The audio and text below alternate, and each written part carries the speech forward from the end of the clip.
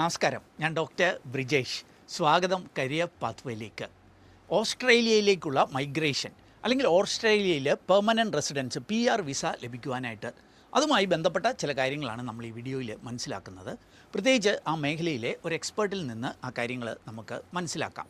ഓർക്കുക, സാധാരണഗതിയിൽ ഒരു ഓസ്ട്രേലിയയിലേക്ക് ഒരു PR വിസയൊക്കെ ലഭിക്കണമെങ്കിൽ നാട്ടിലൊരു 3 ഇയർ എക്സ്പീരിയൻസ് എങ്കിലും ആവശ്യമുള്ളവർക്കാണെങ്കിൽ ഈ വീഡിയോയിൽ ഫ്രഷേഴ്സിന്, അതായത് എക്സ്പീരിയൻസ് ഇല്ലാത്തവർക്ക് പോലും ഓസ്ട്രേലിയയിലേക്ക് മൈഗ്രേറ്റ് ചെയ്യുന്നതിനുള്ള ചില അവസരങ്ങളുണ്ട്. ആ കാര്യങ്ങൾ നമുക്ക് മനസ്സിലാക്കാം. ഓർക്കുക, ഈ ടീച്ചേഴ്സിന് ഒന്നും വേണ്ട, നമ്മളുടെ പ്രത്യേകിച്ച് എഡ്യൂക്കേഷണൽ ക്വാളിഫിക്കേഷൻ ഒന്നുമില്ലാത്ത നമ്മളുടെ മേസ്തിരിമാർ അല്ലെ പെയിൻറ്റേഴ്സ്, അങ്ങനെയൊക്കെയുള്ള കൺസ്ട്രക്ഷൻ വർക്കേഴ്സിന് വരെ ഓസ്ട്രേലിയയിൽ മൈഗ്രേറ്റ് ചെയ്യുന്നതിനുള്ള അവസരങ്ങളുണ്ട്. അപ്പോൾ 2026 ഓസ്ട്രേലിയൻ മൈഗ്രേഷനുമായി ബന്ധപ്പെട്ട അപ്ഡേറ്റ്സ്, പുതിയ അവസരങ്ങൾ അല്ലെങ്കിൽ മൈഗ്രേഷൻ്റെ സാധ്യതകൾ, ഇതെല്ലാം നമുക്ക് ഒരു എക്സ്പെർട്ടിൽ നിന്ന് മനസ്സിലാക്കാം. വീഡിയോയിലേക്ക് കിടക്കാം. അതിന് മുമ്പായിട്ടൊരു ചെറിയ കാര്യം, ഈ ചാനൽ ഇതുവരെയും സബ്സ്ക്രൈബ് ചെയ്തെങ്കിൽ ദയവായിട്ടൊന്ന് സബ്സ്ക്രൈബ് ചെയ്യുക.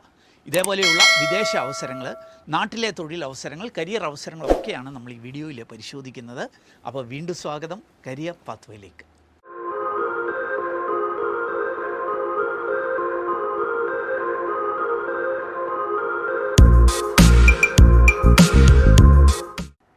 അപ്പോൾ ഈ ഓസ്ട്രേലിയൻ മൈഗ്രേഷനൊക്കെയായി ബന്ധപ്പെട്ട ഏറ്റവും അപ്ഡേറ്റഡ് ആയിട്ടുള്ള, ഒതൻറ്റിക് ആയിട്ടുള്ള ഇൻഫർമേഷൻ നമ്മളുമായിട്ട് ഷെയർ ചെയ്യുവാനായിട്ട് ഒരു എക്സ്പേർട്ട് നമ്മളോടൊപ്പം ജോയിൻ ചെയ്യുന്നുണ്ട്, മിസ്റ്റർ മാത്യൂസ് ഡേവിഡ്.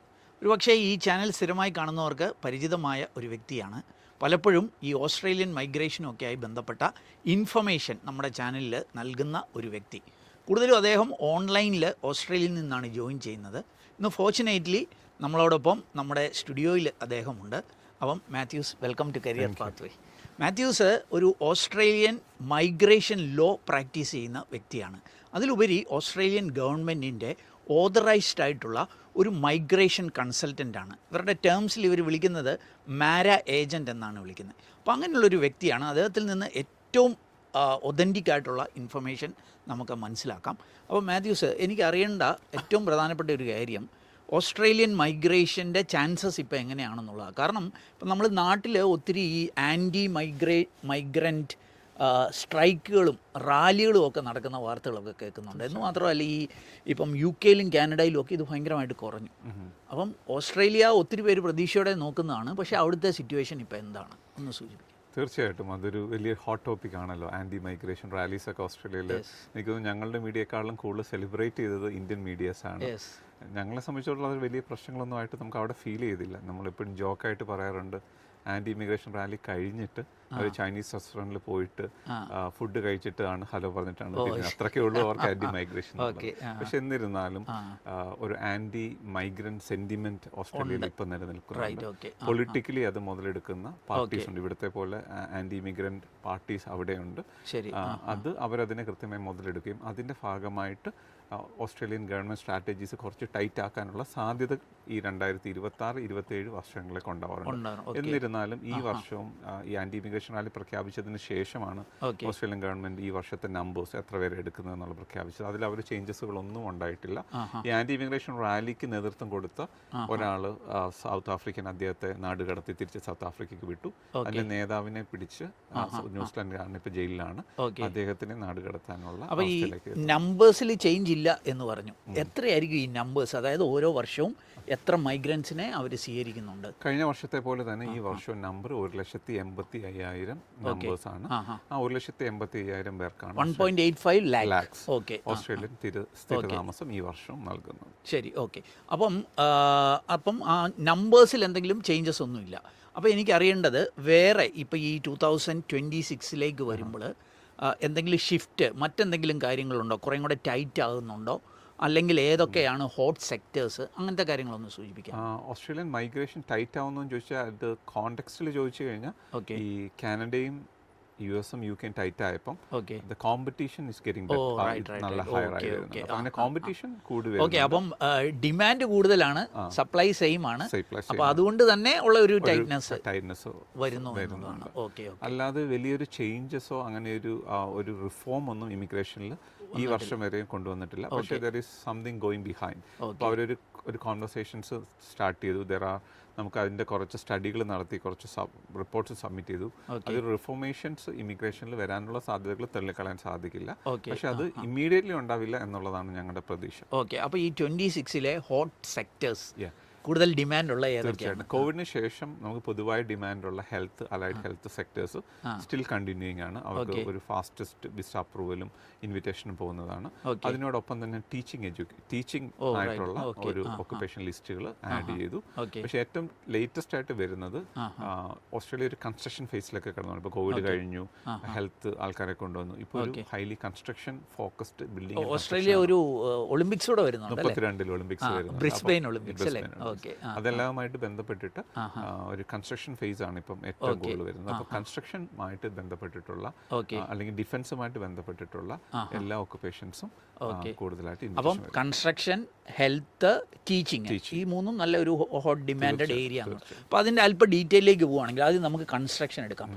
കൺസ്ട്രക്ഷനിൽ നമ്മുടെ ഒരു ഇന്ത്യൻ കോണ്ടസ്റ്റിൽ ആരെയൊക്കെ ആയിരിക്കും അവിടെ കൂടുതലായിട്ട് വേണ്ടി വരിക? നമുക്ക് ഇന്ത്യൻ കോണ്ടക്സ്റ്റിൽ പറഞ്ഞാൽ നമുക്ക് professional, semi professional, non professional, അല്ലെങ്കിൽ ഒരു ക്വാളിഫിക്കേഷൻ ഇല്ലാത്ത, അത്ര ഡിമാൻഡ് ക്വാളിഫിക്കേഷൻ വേണ്ടാത്ത പ്രൊഫഷൻസ്, അങ്ങനെ മൂന്നായിട്ട് തരംതിരിക്കാം. അപ്പോൾ ഏറ്റവും പ്രൊഫഷണൽ നോക്കിക്കഴിഞ്ഞാൽ കൺസ്ട്രക്ഷനിൽ ഏറ്റവും കൂടുതൽ ഇൻവിറ്റേഷൻ വരാൻ സാധ്യത ഉള്ളത് എഞ്ചിനീയറിംഗ് മേഖലയിൽ, സിവിൽ, സ്ട്രക്ചറൽ എഞ്ചിനീയേഴ്സ്, അത്തരം ആർക്കിടെക്ട്, സർവേയേഴ്സ്, അങ്ങനെയുള്ള കൺസ്ട്രക്ഷൻ മാനേജേഴ്സ്, അങ്ങനെയുള്ള എല്ലാ പ്രൊഫഷണൽസ് വരാം. സെമി പ്രൊഫഷണൽ എടുത്തു കഴിഞ്ഞാൽ നമ്മുടെ ഡിപ്ലോമ ഹോൾഡേഴ്സ് ആയിട്ടുള്ള കൺസ്ട്രക്ഷൻ ബന്ധപ്പെടുത്തി അല്ലെങ്കിൽ അതുമായിട്ട് ബന്ധപ്പെട്ടിട്ടുള്ള ഡിപ്ലോമ ഹോൾഡേഴ്സ്, ഇലക്ട്രിക്കൽ ആയാലും മെക്കാനിക്കൽ ആയാലും സിവിൽ ആയിരിക്കും, ടെക്നീഷ്യൻ, സിവിൽ വർക്കേഴ്സ്, അങ്ങനെയുള്ള എല്ലാവർക്കും തന്നെ ഹൈ ഡിമാൻഡ്. ഇപ്പം അങ്ങനെ സർവേയിൽ തന്നെ ഓട്ടോക്യാഡ് കഴിഞ്ഞിട്ട് അതിൽ എക്സ്പീരിയൻസ് ഉള്ള ആൾക്കാർ, അതാണ് സെമി വരുന്നത്. പിന്നെ ഇന്ത്യയെ സംബന്ധിച്ചിടത്തോളം നമുക്കൊരു പഠനം ആവശ്യമില്ലാത്ത ജോലികളാണ് ഈ പെയിന്റേഴ്സ്, ബ്രിക്ലേഴ്സ്, നമ്മുടെ കട്ടപ്പണി, നമ്മുടെ മേശരി ആശാരി, കട്ടപ്പണിയുന്നവർ, റൂഫ്, നമ്മുടെ അവിടെ റൂഫ്, ടൈലേഴ്സ്, പെയിന്റേഴ്സ് ഒക്കെ എല്ലാം ഉൾപ്പെടും. അപ്പൊ അത്തരത്തിലുള്ള ആൾക്കാർക്കും ഏറ്റവും ഹൈ ഡിമാൻഡ്. അത് ഇൻഫാക്ട് ഈ കഴിഞ്ഞ ഇൻവിറ്റേഷൻ റൗണ്ടിൽ ഏറ്റവും കുറഞ്ഞ പോയിന്റിൽ ഇൻവിറ്റേഷൻ കിട്ടിയതാണ് അത്തരമുള്ള. അതൊരു വളരെ ഇൻട്രസ്റ്റിംഗ് ആയിട്ടുള്ള ഒരു വാർത്തയാണല്ലോ. നമ്മുടെ നാട്ടിലെ പെയിന്റേഴ്സ്, മേസ്തിരിമാര്, അങ്ങനെയുള്ളവർക്കൊക്കെ അവിടെ അവസരമുണ്ട്. തീർച്ചയായിട്ടും. അപ്പോൾ അതിലൊരു പ്രധാനപ്പെട്ട ചോദ്യം, അവർക്കൊന്നും പ്രത്യേകിച്ച് ഒരു വലിയ ക്വാളിഫിക്കേഷൻ ഒന്നും കാണുന്നില്ല. ഒരു പക്ഷേ ഒരു 10ാം ക്ലാസ് എഡ്യൂക്കേഷണൽ ക്വാളിഫിക്കേഷനെ കാണത്തുള്ളൂ. അപ്പോൾ അവരെ എന്തിൻ്റെ ബേസിസിലായിരിക്കും ഓസ്ട്രേലിയ എടുക്കാനായിട്ട് സാധിക്കും? ഈ ഒക്കുപേഷൻസിന് ക്വാളിഫിക്കേഷൻസ് നിർബന്ധമില്ല. ഓക്കെ. പക്ഷെ അവർക്കൊരു മിനിമം 5 വർഷമെങ്കിലും എക്സ്പീരിയൻസ് ഉണ്ടായിരിക്കണം. ഒരു പെയിന്ററിനെ സംബന്ധിച്ചുള്ള അത് എക്സാമ്പിൾ എടുത്താൽ അദ്ദേഹത്തിന് ഒരു 5 വർഷത്തെ പ്രവൃത്തി. ഇവരുടെ എക്സ്പീരിയൻസ് എങ്ങനെ പ്രൂവ് ചെയ്യാൻ പറ്റും? അവർ പെയ്ഡ് ആയിരിക്കണം. ലൈക്ക് നമ്മൾ ക്യാഷ് മേടിച്ചു കഴിഞ്ഞാൽ പ്രൂവ് ചെയ്യാൻ പാടില്ല. ബിഗ് ഓർഗനൈസേഷൻസ് അല്ലെങ്കിൽ വലിയ ഒരു കോൺട്രാക്ടർ ഒക്കെ ആണെങ്കിൽ അവർക്ക് പേയ്മെന്റ് അക്കൗണ്ടിലേക്ക് അതിന്റെ പ്രൂഫ് കാണിക്കാൻ പറ്റും. 5 വർഷത്തെ പ്രൂഫ് ഉണ്ടെങ്കിൽ നമുക്ക് അവർക്ക് ക്വാളിഫിക്കേഷൻ ഇല്ലാതെ തന്നെ അവരുടെ 5 വർഷത്തെ പ്രവൃത്തി പരിചയം ക്വാളിഫിക്കേഷനായിട്ട് അവർ കൺവേർട്ട് ചെയ്ത് നമുക്ക് തരും. അങ്ങനെ അവർക്ക് അസസ്മെന്റ് കിട്ടും. പക്ഷേ ഇതിൻ്റെ അകത്ത് ഏറ്റവും പ്രശ്നം വരുന്നത്, നമുക്ക് ഒത്തിരി ആൾക്കാർ ഇവിടെ ഉണ്ട്, പക്ഷേ ഒരു സ്കിൽഡ് മൈഗ്രേഷൻ ആണെങ്കിൽ അവർക്ക് IELTS 6 ഉണ്ടാവണം. 6 IELTS എടുക്കാൻ സാധ്യതയുള്ള ഏത് സെമി സ്കിൽഡോ അല്ലെങ്കിൽ അൺസ്കിൽഡ് പ്രൊഫഷണൽസിനെ നമുക്ക്. അപ്പൊ അത്യാവശ്യം ഇംഗ്ലീഷ് അറിയാവുന്ന മേസ്തിരിമാരോ പെയിന്റർമാരോ ഒക്കെ ഉണ്ടെങ്കിൽ, ഒരു 5 കൊല്ലം എക്സ്പീരിയൻസ് ഉണ്ടെങ്കിൽ ഓസ്ട്രേലിയയിലേക്ക് പോവാം എന്നുള്ളതാണ്. പിന്നെ ഒരു ഡിപ്ലോമ ഹോൾഡേഴ്സ് പറഞ്ഞു, എഞ്ചിനീയേഴ്സ് പറഞ്ഞു, പ്രൊഫഷണൽ ലെവലിലും അല്ലെ സെമി സ്കിൽഡ്, അങ്ങനെയുള്ളവർക്ക് എന്തായിരിക്കും ക്വാളിഫിക്കേഷനും എക്സ്പീരിയൻസും? അവർക്ക് തീർച്ചയായിട്ടും ഡിപ്ലോമ ഹോൾഡേഴ്സിന് ഡിപ്ലോമ എങ്കിലും മിനിമം ഉണ്ടായിരിക്കും. പിന്നെ ഒരു 3 വർഷം പ്രവൃത്തി പരിചയം ഉണ്ടെങ്കിൽ വളരെ അഭികാമ്യമാണ്. കാരണം അവർക്ക് 5 പോയിന്റ് എക്സ്ട്രാ കിട്ടും. അപ്പോൾ ഒരു ഇലക്ട്രിക്കൽ ഡിപ്ലോമ ഉള്ള ഒരാൾക്ക് 3 ഇയർ എക്സ്പീരിയൻസ് ഉണ്ടെങ്കിൽ ട്രൈ ചെയ്യാം. തീർച്ചയായിട്ടും ട്രൈ ചെയ്യാം. IELTS 6 അവർക്ക് നിർബന്ധമായിട്ടും വേണം. അസസ്മെന്റിന്റെ ഭാഗമായിട്ട് അത് കൊടുക്കേണ്ടതാണ്. അപ്പോൾ എഞ്ചിനീയേഴ്സും ഈ ഇലക്ട്രിക്കൽ ഡിപ്ലോമ ഹോൾഡേഴ്സിനും 6 എങ്കിലും IELTS ക്ലിയർ ചെയ്യാൻ സാധ്യത. അപ്പോൾ അടുത്ത ലെവലിൽ പ്രൊഫഷണൽ ലെവലിൽ ഒരു സിവിൽ എഞ്ചിനീയേഴ്സ് അങ്ങനെയുള്ളവരുടെയൊക്കെ എന്തായിരിക്കും ക്വാളിഫിക്കേഷൻ? അവർക്ക് BTech 4 വർഷത്തെ തുല്യതയുള്ള എഞ്ചിനീയറിംഗ് ഡിഗ്രി, അതിൽ എക്സ്പീരിയൻസ് ഉണ്ടെങ്കിൽ അവർക്ക് എഞ്ചിനീയറിംഗ് ഓസ്ട്രേലിയ അസസ്മെന്റ്. എക്സ്പീരിയൻസ് എത്ര വേണം? 3 വർഷം മിനിമം ആണ് നമ്മൾ പറയുന്നത്. പക്ഷേ ഇപ്പം സിവിൽ എഞ്ചിനീയേഴ്സ് ആണെങ്കിലും അതിൽ പോയിന്റ് പണ്ടൊക്കെ 65-70 വിളിച്ചാലും ഇപ്പോൾ ഒരു 85 പോയിന്റിനൊക്കെയാണ് വിളിക്കുന്നത്. അപ്പോൾ അതുകൊണ്ട് തന്നെ കൂടുതൽ എക്സ്പീരിയൻസ് ഉണ്ടെങ്കിൽ അത് കൂടുതൽ പോയിന്റ് കിട്ടും. ഇംഗ്ലീഷ് ലാംഗ്വേജ് ഇപ്പോൾ 6 മതി എന്ന് ഞാൻ പറഞ്ഞെന്നുണ്ടെങ്കിലും 7 or 8 കിട്ടുവാണെങ്കിൽ അവർക്ക് പോയിന്റ് വളരെയധികം. ഒരു 1 ഇയർ എക്സ്പീരിയൻസേ ഉള്ളൂ സിവിൽ എഞ്ചിനീയർ, എന്തെങ്കിലും സാധ്യതയുണ്ടോ? അവർക്ക് അസസ്മെന്റ് കിട്ടും. 1 ഇയർ ഉള്ള ആൾക്ക് കിട്ടിയിട്ടുണ്ട്. കാരണം അവർ ഇംഗ്ലീഷ് ലാംഗ്വേജ് ഹൈ ആണെങ്കിൽ അവർക്ക് ആ പോയിന്റ്. പിന്നെ ഈ പ്രോസസ്സിന്റെ സമയം എടുക്കുമ്പോൾ അവിടെ ചെല്ലുമ്പോൾ എക്സ്പീരിയൻസ് ആവുകയും തീർച്ചയായിട്ടും ഇതെല്ലാം 3 വർഷം വാലിഡിറ്റി ഉള്ളതാണ്. അപ്പോൾ അതിനിടയിൽ 2 വർഷം കൂടെ വരുമ്പോൾ ഓട്ടോമാറ്റിക്കലി ആ പോയിന്റ് ഇൻക്രീസ് ചെയ്യും. പിന്നെ പാർട്ട്നേഴ്സ് സ്കിൽഡ് ആണെങ്കിൽ അവരുടെ പോയിന്റ് കോൺട്രിബ്യൂട്ട് ചെയ്യാം. അവർ സിംഗിൾ ആണ്, കല്യാണം കഴിച്ചിട്ടില്ലെങ്കിൽ അവർക്കൊരു 10 പോയിന്റ് കിട്ടും. അങ്ങനെ പല ഫാക്ടേഴ്സ് ഉണ്ട്. അപ്പോൾ അങ്ങനെ ഒരു 75 മുതൽ 90 പോയിന്റിനുള്ളിൽ എത്തുവാണെങ്കിൽ ഇവർക്കുള്ള സാധ്യതകൾ പല സ്റ്റേറ്റും ഓപ്പൺ. അപ്പം സിവിൽ എഞ്ചിനീയേഴ്സ് മുതൽ പെയിൻറ്റേഴ്സ്, മേസ്തിരിമാർ വരെ ഉള്ള ആ നിരയിലല്ലേ ഡ്രാഫ്റ്റ്സ്മാന് എല്ലാവർക്കും അവസരങ്ങൾ സിവിൽ ആൻഡ് കൺസ്ട്രക്ഷൻ റിലേറ്റഡ് ആയിട്ടോ അല്ലെങ്കിൽ ബിൽഡിംഗ് ആൻഡ് കൺസ്ട്രക്ഷൻ റിലേറ്റഡ് ആയിട്ടോ എല്ലാ സാധ്യതകളും ഉണ്ട്. വർഷം ഇനി ടീച്ചിങ്ങിലേക്ക് വന്നു കഴിഞ്ഞാൽ ടീച്ചേഴ്സിന് എന്ത് എക്സ്പീരിയൻസ് വേണം, എന്ത് ക്വാളിഫിക്കേഷൻ വേണം? ഇവിടെ നമ്മൾ പലപ്പോഴും സബ്ജക്ട് ഓറിയന്റഡ് ആണ് ടീച്ചർ, മാത്സിന്റെ ടീച്ചർ. അവിടെ അങ്ങനെയല്ല. അവരെ സംബന്ധിച്ചോളം നമുക്കൊരു BEd, ബാച്ചിലർ ഓഫ് എഡ്യൂക്കേഷനോ മാസ്റ്റർ ഓഫ് എഡ്യൂക്കേഷനോ, എഡ്യൂക്കേഷനിൽ ഫോക്കസ്ഡ് ആയിട്ടുള്ള ഡിഗ്രി വേണം. മോസ്റ്റ് ഇമ്പോർട്ടൻ്റ് ആയിട്ട് ഈ BEd പഠിക്കുമ്പോഴും MEd പഠിക്കുമ്പോഴും നമ്മൾ ടീച്ചേഴ്സ് ട്രെയിനിങ്ങിന് അവരെ വിടുമല്ലോ, സ്കൂളുകളിൽ പഠിപ്പിക്കാൻ. അത് എക്സ്പീരിയൻസ് അല്ല, പഠിക്കുന്ന കാലയളവിൽ part of the course 45 days of supervised teaching practice ഉണ്ടായിരിക്കും. നമ്മുടെ ഈ 1 year BEdലൊക്കെ അത് പലപ്പോഴും നമ്മൾ കാണാൻ സാധിക്കത്തില്ല. പക്ഷെ പുതിയ 2 year BEdൽ അത് ഇൻക്ലൂഡഡ് ആണ്. അപ്പം ഒന്നാമത് BEdോ MEdോ ഉണ്ടാവണം. രണ്ടാമത് ഈ പഠിക്കുന്ന MEdലും BEdലും 45 days of teaching practice, supervised teaching practice ഉണ്ടായിരിക്കണം. ഇതിന്റെ ഏറ്റവും വലിയ കടമ്പ എന്ന് പറഞ്ഞാൽ ഇംഗ്ലീഷ് ലാംഗ്വേജ് ആണ്. ഇവര് ഓസ്ട്രേലിയ പോലൊരു ഇംഗ്ലീഷ് ലാംഗ്വേജിൽ കൺട്രിയിൽ പഠിപ്പിക്കുമ്പോൾ അത് ഇംഗ്ലീഷിന്റെ എക്സ്പെക്ടേഷൻ ഭയങ്കര ഹൈ ആണ്. അതുകൊണ്ട് തന്നെ അവർക്ക് IELTS അക്കാഡമിക് മാത്രമാണ് അക്സെപ്റ്റ് ഉള്ളൂ. PTO വേറെ ഒന്നും അക്സെപ്റ്റഡ് അല്ല. അക്കാഡമിക്കിൽ 8877 എന്നുള്ള സ്കോർ അവർക്ക് കിട്ടുകയും വേണം. ഇത്തരം കാര്യങ്ങൾ മീറ്റ് ചെയ്ത teachers in huge demand in Australia. അപ്പോൾ എക്സ്പീരിയൻസ് വേണമെന്നില്ല, ഒരു ഡിഗ്രിയോ PGയോ കഴിഞ്ഞ് ഒരു BEd എടുത്ത, എന്നാൽ BEdൽ 45 days ഓഫ് ടീച്ചിങ് പ്രാക്ടീസ് ഉള്ള അവർക്ക് വിതൗട്ട് എക്സ്പീരിയൻസ് വേണമെങ്കിലും ട്രൈ ചെയ്യാം, പ്രൊവൈഡഡ് നല്ല ഇംഗ്ലീഷ് ലാംഗ്വേജ് വേണം എന്നുള്ളത്. പിന്നെ ഹെൽത്ത് പ്രൊഫഷണൽസ് എന്ന് പറഞ്ഞൊരു ഏരിയയും കൂടെ പറഞ്ഞല്ലേ, അത് ഡോക്ടേഴ്സ്, എഞ്ചിനീയേഴ്സ് ആണോ അതോ ഡോക്ടേഴ്സ് ആൻഡ് നേഴ്സസ് ആണോ അതോ മറ്റെന്തെങ്കിലും ഏരിയ? ഡോക്ടേഴ്സ് പോലെ തന്നെയാണ്. ഡോക്ടേഴ്സ് എപ്പോഴും ഹ്യൂജ് ഡിമാൻഡാണ്. കാരണം റിമോട്ടിലൊക്കെ നമുക്ക് ഇപ്പോഴും ഡോക്ടേഴ്സ് ഇല്ല. അതുപോലെ തന്നെ അതുമായിട്ട് ബന്ധപ്പെട്ടിട്ട് എല്ലാ ഒക്കുപേഷൻ, നഴ്സസ് നമുക്ക് എല്ലാവർക്കും അറിയാം ഏറ്റവും കൂടുതൽ ഇൻവിറ്റേഷൻ വരുന്ന ഒക്കുപേഷനാണ്. പക്ഷെ ഇപ്പൊ തിയേറ്ററിൽ ടെക്നീഷ്യൻ ആയിക്കോട്ടെ, ഒരു ഓഡിയോളജിസ്റ്റ് ആയിക്കോട്ടെ, ഒരു occupational therapist, physiotherapist, social worker, psychologist, അത് പിന്നെ ലാബ് സയന്റിസ്റ്റ്, മെഡിക്കൽ ലാബ് കഴിഞ്ഞ കുട്ടികൾ, അതുമായിട്ട് ബന്ധപ്പെട്ടിട്ടുള്ള എല്ലാ അലൈഡ് ഹെൽത്ത് പ്രൊഫഷണൽസും ആ ഡിമാൻഡ് ലിസ്റ്റ്. അത് ഗ്രാജുവേറ്റ്സ് മതിയോ അതോ പോസ്റ്റ് ഗ്രാജുവേഷൻ? ഗ്രാജുവേഷൻ ആണ് ഇതിന്റെ മിനിമം റിക്വയർമെന്റ്. സൈക്കോളജിയിൽ മാത്രം അവർക്ക് 6 years ഓഫ് എഡ്യൂക്കേഷൻ ഉണ്ടെങ്കിലാണ് ഓസ്ട്രേലിയ അക്സെപ്റ്റ് ചെയ്യത്തുള്ളൂ. ബാക്കി എല്ലാ പ്രൊഫഷണൽസിനും ഗ്രാജുവേഷൻ, ബാച്ചിലേഴ്സ് മതിയായിരിക്കും. അപ്പോൾ അതിൻ്റെയും ഇത് എക്സ്പീരിയൻസും അതൊക്കെ എങ്ങനെയായിരിക്കും? ലാംഗ്വേജ് ജനറലി മിക്ക ഒക്കുപേഷൻസും 7 equivalent ഉണ്ടാവണം. ഹെൽത്തുമായിട്ട് ബന്ധപ്പെട്ടിട്ടുള്ള ഇതിനെല്ലാം തന്നെ ഓവറോൾ 7 അല്ലെങ്കിൽ ഇൻഡിവിജ്വൽ 7 റിക്വയർമെന്റ് ഉണ്ട്. Okay, right. അപ്പം ഈ 3 മേഖലകളിൽ ഉള്ളവർക്കാണ് ഓസ്ട്രേലിയൻ മൈഗ്രേഷന് 2026 കൂടുതൽ അവസരങ്ങൾ എന്നാണ് മാത്യൂസ് പറയാനായിട്ട് ശ്രമിച്ചത്. അപ്പോൾ ഈ 3 മേഖലയിലുള്ളവരാണെന്ന് കരുതുക. അങ്ങനെയാണെങ്കിൽ അവർക്കറിയേണ്ട ഒരു വലിയ പ്രധാനപ്പെട്ട ഒരു കാര്യം, ഈ ഒരു ഓസ്ട്രേലിയൻ മൈഗ്രേഷൻ പ്രോസസ്സ് എത്ര ടൈം എടുക്കും, ഇതിന് എന്ത് എക്സ്പെൻസ് വരും, അതും കൂടി ഒന്ന് സൂചിപ്പിക്കും. തീർച്ചയായിട്ടും ഒരു ഓസ്ട്രേലിയൻ മൈഗ്രേഷൻ നമ്മൾ ജനറലി അവർ അഡ്വൈസ് ചെയ്യാറുള്ളത് ഗീവ് us 24 months എന്നുള്ളത്.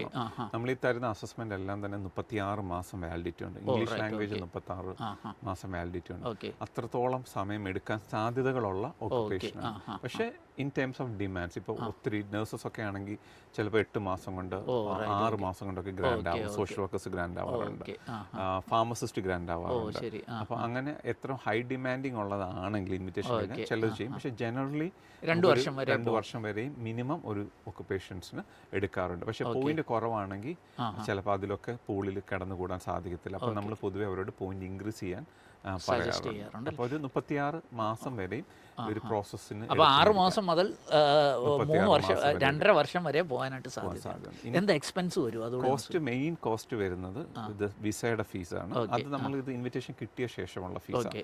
അത് ഏകദേശം ഇന്നത്തെ കറൻസി റേറ്റ് ഒക്കെ അനുസരിച്ച് നോക്കിയാൽ ഏകദേശം 2.25 മുതൽ 2.5 ലക്ഷം രൂപയോളം ഒരു മെയിൻ ആപ്ലിക്കന്റിന് വരുന്നുണ്ട്.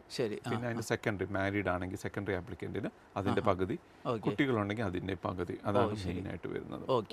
ഒരു ഫാമിലിക്കൊക്കെ ഒരു 6 ലക്ഷം മുതൽ 9 ലക്ഷം രൂപ വരെ ഏകദേശം ഈ ടോട്ടൽ ഏജൻസി ഫീസ് 4 പേരുള്ള ഒരു ഫാമിലിക്കൊക്കെ, ഒരു ഇൻഡിവിജ്വലിന് പോകാനാണെങ്കിലൊക്കെ ഏകദേശം അതും ഏകദേശം 6 ലക്ഷം രൂപ ചിലവ്. ഓക്കെ, ശരി. അപ്പം ഇനി എനിക്കറിയേണ്ടത്, നമ്മൾ ഇതൊരു കേൾക്കുന്ന ഒരാൾക്ക് ഇതിൽ താല്പര്യമുണ്ട്, എന്തായിരിക്കും അവർ നെക്സ്റ്റ് എടുക്കേണ്ട സ്റ്റെപ്പ്? അവർക്ക് ഈ മിനിമം ആയിട്ടുള്ള ഒക്കുപേഷൻസ് ലിസ്റ്റിലുണ്ടെന്നുള്ളത് നമ്മളെ കോൺടാക്ട് ചെയ്ത് നമ്മൾ പറഞ്ഞു കൊടുക്കും. ഓക്കെ, ഈ വർഷം ഒരു ഈ ഒക്കുപേഷൻ ലിസ്റ്റ് ഡിമാൻഡിലുള്ളതാണോ, എത്ര പോയിന്റിനാണ് ഇൻവിറ്റേഷൻ വരാൻ സാധ്യതയുള്ളത്, ശരി, അതിന് ക്രൈറ്റീരിയകൾ അവർ മീറ്റ് ചെയ്യുമോ എന്നുള്ളതെല്ലാം ഫ്രീ അസസ്മെന്റ് നമ്മുടെ ഓഫീസസിൽ എവിടെയാണെങ്കിലും അവർ ചെയ്തു കൊടുക്കും. ഓക്കെ, നമുക്ക് ഇപ്പോൾ അസറ്റ് മൈഗ്രേഷന് കേരളത്തിൽ ഓഫീസുകളുള്ളത് ട്രിവാൻഡ്രം, കൊച്ചി, കോഴിക്കോടാണുള്ളത്. വേറെ ഇന്ത്യയിൽ എവിടെയെങ്കിലും ഓഫീസ്? ഇന്ത്യയിൽ Haryana office, Coimbatore office. Okay, അപ്പോൾ അവരെ കോൺടാക്ട് ചെയ്യുക. പ്രൈമറി അസസ്മെൻ്റ് ഒക്കെ നമ്മൾ ഫ്രീ ആയിട്ട് തന്നെ ചെയ്തു കൊടുക്കും. എന്നിട്ട് അവർ എലിജിബിൾ ആണ് എന്ന് തോന്നിയാൽ വാട്ട് നെക്സ്റ്റ്? എലിജിബിൾ ആണെന്ന് തോന്നി അവരോട് ഡീറ്റെയിൽ ആയിട്ട് പറയും. നമ്മളുടെ ഒരു ഫീസ് ഉണ്ട്. ഈ ടോട്ടൽ പ്രോസസ്സ് 1,50,000 രൂപയോളം ഏകദേശം വരുന്ന GST ഉൾപ്പെടെ. ആ പ്രോസസ്സും കാര്യങ്ങളും എല്ലാം പറഞ്ഞു കൊടുക്കും. അത് സ്റ്റേജ് ബൈ സ്റ്റേജ് ഫീസാണ്. അത് ഒറ്റയടിക്ക് നമ്മുടെ ഫീസൊന്നും അടയ്ക്കത്തില്ല. ഓരോ സ്റ്റേജിലും അവർ പോകുന്നതനുസരിച്ചിട്ടാണ് നമ്മൾ ഫീസ് ചാർജ് ചെയ്യുന്നത്. അപ്പോൾ അതിനുള്ള ഡീറ്റെയിൽഡ് ആയിട്ടുള്ള കാര്യങ്ങൾ, അതിൻ്റെ പ്രോസസ്സ്, ജേർണി, കാര്യങ്ങളെല്ലാം ഡീറ്റെയിൽ ആയിട്ട് അവർക്ക് പറഞ്ഞു കൊടുക്കും. അവർ എലിജിബിൾ ആണെങ്കിൽ അവരുടെ കേസ് നമ്മൾ എടുക്കും. ഓക്കെ, അപ്പം ഞാൻ അസറ്റ് മൈഗ്രേഷൻ്റെ കോൺടാക്ട് ഡീറ്റെയിൽസ് ഒക്കെ, പ്രത്യേകിച്ച് കേരളത്തിലെ, ഇന്ത്യയിലെ ഓഫീസുകളുടെ ഒക്കെ കോൺടാക്ട് ഡീറ്റെയിൽസ് വീഡിയോ ഡിസ്ക്രിപ്ഷനിൽ നൽകിയേക്കാം. വീഡിയോ ഡിസ്ക്രിപ്ഷനിൽ ഒരു ഗൂഗിൾ ഫോമും കൂടെ നൽകിയേക്കാം. അപ്പോൾ താല്പര്യമുള്ളവർക്ക് അതിൽ കോൺടാക്ട് ചെയ്യുകയോ നിങ്ങളുടെ എൻക്വയറി ആ ലിങ്കിൽ ഇടുകയോ ചെയ്താൽ ഇവരുടെ ടീമിൽ നിന്ന് കൂടുതൽ വിവരങ്ങൾ അറിയാനായിട്ട് പറ്റും. ഇപ്പോൾ ഒത്തിരി ഈ ഓസ്ട്രേലിയൻ മൈഗ്രേഷൻ കൺസൾട്ടൻസ് നമ്മുടെ കേരളത്തിൽ തന്നെ ഉണ്ട് എന്ന്. എന്തുകൊണ്ട് അസറ്റ് മൈഗ്രേഷനെ ഒരാൾ സമീപിക്കണം? നിങ്ങൾക്ക് എന്തെങ്കിലും യുണീക്കായിട്ടുള്ളത് പറയാനുണ്ടോ? നമ്മളങ്ങനെ വലിയ യുണീക്കായിട്ട് ഡിഫറൻസസിനെക്കാളും കൂടുതൽ നമ്മൾ ഓസ്ട്രേലിയൻ മൈഗ്രേഷൻ, ലൈക്ക് നമ്മളത്, ഞാൻ ഇമിഗ്രേഷനിലോ കഴിഞ്ഞാണ് സാർ പറഞ്ഞ പോലെ നമ്മളവിടെ രജിസ്റ്റേർഡ് ഫേമാണ്. എൻ്റെ അറിവിൽ കേരളത്തിൽ ഒരു കൂടിപ്പോയ ഒരു കുറച്ച് വളരെ വിരളമായിട്ടുള്ള ഇമിഗ്രേഷൻ കൺസൾട്ടൻസി, ബാക്കിയുള്ളവരൊക്കെ ഒരു ഓഫീഷ്യലാകണമെന്നില്ല. കാനഡയും യുകെയും അവരുടെ ആ സോഴ്സ് നിന്നപ്പോൾ ഇപ്പോൾ അടുത്ത ഓസ്ട്രേലിയ എന്നുള്ള രീതിയിൽ അവർ നോക്കുന്നു. അപ്പോൾ അത് ഒരു വെബ്സൈറ്റിൽ അത് ഡീറ്റെയിൽസ് ആയിട്ട്, ഓസ്ട്രേലിയ ഇമിഗ്രേഷന്റെ വെബ്സൈറ്റിൽ കൊച്ചി അടിച്ചു കൊടുത്താൽ തന്നെ കൊച്ചിയിൽ ആരൊക്കെ ഉണ്ട്, കോട്ടയത്ത് അടിച്ചു കൊടുത്ത കോട്ടയത്ത് ആരൊക്കെ ഉണ്ട്, ഡീറ്റെയിൽ ആയിട്ട് അറിയാനായിട്ട് പറ്റും. ഓക്കെ, അപ്പോൾ അത് നമ്മൾക്ക് അങ്ങനെ മാരാ ഏജൻസ് ഉണ്ടെന്നുള്ളത്. പിന്നെ നമുക്ക് കേരളത്തിലും ഇന്ത്യയിലും, അല്ലെ ഓസ്ട്രേലിയയിൽ നിങ്ങൾക്ക് എത്ര ഓഫീസുകളൊക്കെ? നമുക്ക് 4 ഓഫീസസ് ഉണ്ട്. ഏറ്റവും വലിയ സൗത്ത് ഇന്ത്യൻ ഇമിഗ്രേഷൻ ഫേമാണ്. നമുക്ക് 8ഓളം മാരാ നമ്മുടെ അതിൽ 3 പേരോളം മലയാളികളാണ്. അപ്പോൾ അത്രത്തോളം വലിയൊരു ടീം. പിന്നെ നമുക്ക് പേഴ്സണലായിട്ടുള്ള ഒരു താല്പര്യം എന്ന് ചോദിച്ചാൽ, നമ്മൾക്ക് പരിചയമുള്ള 2 പേര്, പ്രത്യേകിച്ച് ഈ എന്താ പറയുക, സെൻട്രൽ ട്രാവൻകൂറിൽ നിന്നുള്ള 2 പേര് ആരംഭിച്ചിട്ടുള്ള ഒരു മൈഗ്രേഷൻ സ്ഥാപനമാണ്. എനിക്ക് പേഴ്സണലി അറിയാവുന്നവരാണ് എന്നുള്ള ഒരു സന്തോഷം കൂടെ എൻ്റെ ഭാഗത്തു നിന്നുണ്ട്. അപ്പം ഇവരുടെ ടീമിനെ കോൺടാക്റ്റ് ചെയ്ത് കൂടുതൽ വിവരങ്ങൾ മനസ്സിലാക്കാവുന്നതാണ്. ഏതായാലും ഓസ്ട്രേലിയൻ മൈഗ്രേഷനുമായി ബന്ധപ്പെട്ട വളരെ അപ്ഡേറ്റഡ് ആയിട്ടുള്ള, ഒതൻറ്റിക് ആയിട്ടുള്ള ഇൻഫർമേഷൻ സൂചിപ്പിച്ച മിസ്റ്റർ മാത്യൂസ് ഡേവിഡിനുള്ള നന്ദി അറിയിക്കട്ടെ. ഞാൻ ഒരിക്കൽ കൂടി സൂചിപ്പിക്കാം, ഒരു വലിയ ക്വാളിഫിക്കേഷൻ ഉണ്ടാകണം എന്നില്ല. നിങ്ങൾ ഒരുപക്ഷെ ഒരു 10ാം ക്ലാസ് ആണെങ്കിൽ പോലും ചില ഇൻ ഡിമാൻഡ് സ്കിൽസ് നിങ്ങൾക്കുണ്ടെങ്കിൽ ഒരുപക്ഷെ ഓസ്ട്രേലിയയിലേക്ക് നിങ്ങൾക്ക് ചേക്കേറാനായിട്ട് പറ്റിയേക്കാം. ഓസ്ട്രേലിയ മൈഗ്രേഷൻ എന്ന് പറഞ്ഞു കഴിഞ്ഞാൽ അവിടെ നിങ്ങൾക്ക് സ്ഥിരതാമസമാക്കുവാനുള്ള അവസരമാണ്. അപ്പം അതിന് ഒന്ന് ട്രൈ ചെയ്യുക. അസറ്റിൻ്റെ ടീമുമായി ബന്ധപ്പെട്ട് ഫ്രീ ആയിട്ട് ഒരു അസസ്മെൻ്റ് എടുക്കുക. എന്നിട്ട് നിങ്ങൾ എലിജിബിൾ ആണ് എന്ന് കണ്ടെങ്കിൽ മാത്രം മുന്നോട്ടേക്ക് പോവുക. അതിൻ്റെയൊക്കെ കൂടുതൽ വിവരങ്ങൾ വീഡിയോ ഡിസ്ക്രിപ്ഷനിൽ നൽകുന്നു. ഈ വീഡിയോ നിങ്ങൾ പൂർണ്ണമായിട്ട് കണ്ടതിലുള്ള നന്ദി അറിയിക്കട്ടെ. നിങ്ങളുടെ പരിചയത്തിലുള്ളവർ ഇങ്ങനെയുള്ള ഓസ്ട്രേലിയൻ മൈഗ്രേഷനെയൊക്കെ തേടുന്നുണ്ടെങ്കിൽ വളരെ ഒതൻറ്റിക് ആയിട്ടുള്ള, സത്യസന്ധമായിട്ടുള്ള ഇൻഫർമേഷന് വേണ്ടിയിട്ട് ഈ വീഡിയോ ഒന്ന് ഷെയർ ചെയ്ത് നൽകാനായിട്ട് ശ്രമിക്കുക. ഇതേപോലെയുള്ള കൂടുതൽ വീഡിയോസിനായിട്ട് ഈ ചാനൽ ഒന്ന് സബ്സ്ക്രൈബ് ചെയ്യാൻ മറക്കല്ല്. ഏറ്റവും ശുഭകരമായ ഒരു കരിയർ നിങ്ങൾക്ക് നേരുന്നു. നന്ദി, നമസ്കാരം. Thank you.